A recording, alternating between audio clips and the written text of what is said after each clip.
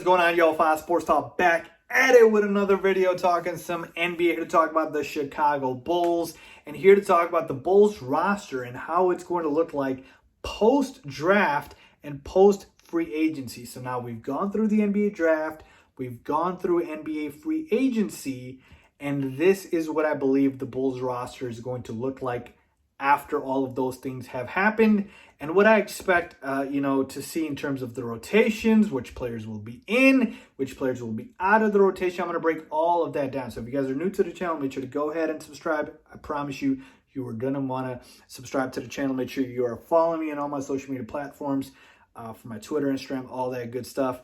And make sure that you guys have the post notifications on so you're notified every time I drop a new video. So with that being said, let's get into it. Right, so here we go. On the board behind me, I've got the Chicago Bulls roster post-draft and free agency, okay? And I've listed it out by position. Now, hear me out, okay? We know basketball is getting more and more positionless, okay? And I know multiple guys on here can play multiple different positions. So if you see somebody at a position, you say, Faiz, oh my God, he can play the 3, the 4, etc. I know that, all right? I'm just putting these guys here just for the purposes of the video, but I will talk about the flexibility of the roster as well. Right, so let's start with the starters, okay? For the starters, I've got Kobe White, Zach LaVine, Otto Porter Jr., Lauri Markkanen, and Wendell Carter Jr. Shouldn't surprise you much.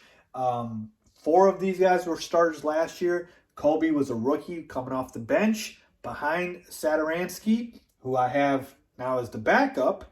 And so Kobe, I believe, will start this year now. I believe Kobe has shown enough, certainly at the back end of last season, to showcase that he should be the starting point guard for the Chicago Bulls. So I believe he will start. Like I mentioned, the rest of these guys were starters. Now, some of you guys might say, oh my God, we have Otto Porter Jr. starting over our 4th overall pick in Patrick Williams. Yeah, I do, okay? And the reason why is because, again, Otto Porter Jr., for better or worse, still on this roster, okay? Because he did opt into his player option. And he's a decent player, folks. He's just overpaid. He's a good 3-and-D guy. He's a good veteran. He's literally just overpaid. That's the only thing why. If Otto Porter Jr. was on an affordable contract, I would not mind him at all. But certainly, he's not on that right now. But I believe he will be the starting small forward. And you need to give the rookie some time to develop, right? Same thing that happened with Kobe last year, who didn't start. You got to give Patrick Williams some time. Okay, so that's the starters. And then I believe there's clear backups to those guys. So I mentioned Satoransky, who's coming back. We let go of Chris Dunn, who's now with the Hawks. So good luck to Chris Dunn. And then behind Satoransky, you got Ryan Arcidiacono. Again, just depth pieces. I'll explain which guys I believe will get playing time for the for the Bulls this year. Significant playing time, okay? Of course, you got Zach LaVine. Behind him, our free agent addition, Garrett Temple. I believe he can play both the point and the shooting guard, but I believe he will primarily back up Zach LaVine. You got Denzel Valentine, who we, for some reason, extended the qualifying offer. I'm not a big fan of him, but so be it. And then Devon Dodson. A lot of you guys are hyped for him, who he signed. He went undrafted.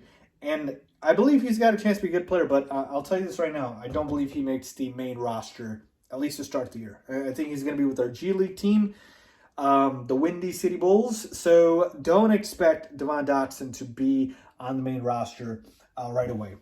It's just too many. We've got too many options, and there's not enough roster spots here. Okay? So I mentioned Otto Porter Jr. behind him, Patrick Williams. He's going to get plenty of time at 3. I know he's versatile. He can play the 4 as well. So look forward to that.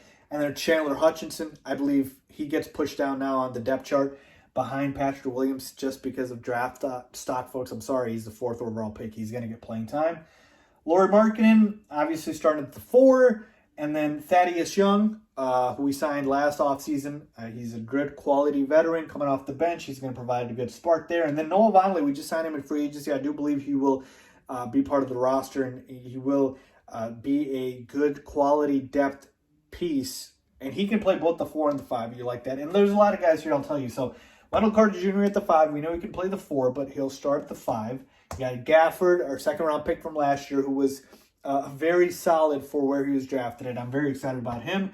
You still got Luke Cornett. Bulls fans forget we have Luke Cornett. He can play the 4 and the 5. He's a stretch big. He can play both positions. So both of these guys can play both positions, Vonleh and Cornette. And then we've got Cristiano Felicio, who's on the last year of his deal. And I wish I could just erase him, but again, we can't. So that's the roster, all right? I don't expect any major additions here. Even though I believe the Bulls still have some exceptions in free agency that they could use. But folks, think about it. The roster's full. You can only have 15 players. And we've got, what, 5, 10, 15, 17 players here. All right, so if you're going to add somebody, like somebody else has to go who's not going to get playing time. So again, it's just tough at this point, okay? So I don't expect any other major additions. So this is what we have going into this coming season. All right, so now I'm going to tell you guys the guys that I believe are either not going to be on the roster in terms of, getting sent down to the G League or just not going to get playing time and won't be in the rotation. So I already mentioned to you guys about Devon Dodson. I don't expect him to be on the active roster. Felicio is not going to get any playing time, no doubt about it, no chance. I believe Archie Diacono is also not going to get playing time or certainly anything meaningful with the roster. Same thing with Luke Cornette. Same thing with Noel Vonleh. And so essentially that leaves you with what? 5, 10, 12. So that's about a 12-man rotation right there, okay? So you got your starters, your backups, and then basically Denzel Valentine and Chandler Hutchinson, all right? That's essentially what I expect the rotation to be. Now, as the season progresses and moves forward, I believe Billy Donovan will shorten the rotation more and more to where if we do make the playoffs come playoff time, you can't have a 12-man rotation. You probably have, an 8 to 9-man rotation at most. So I expect this to decrease, but for the most part, this is what I see happening with our roster, with the guys that need to get playing time. And this needs to happen because, again, we need playing time for the young guys, for Laurie, for Wendell. We need playing time for Gafford. We need playing time for Patrick Williams, for Levine, for White, for Valentine, for Hutchinson. These two guys don't matter as much for me. I'm not high on Denzel Valentine or Chandler Hutchinson, but you got your vets and Garrett Temple and Thaddeus Young, which obviously they're going to help you out. But again, this is what I expect the roster to be in terms of the rotation. You got a lot of flexibility here. I told you multiple guys that can play multiple positions.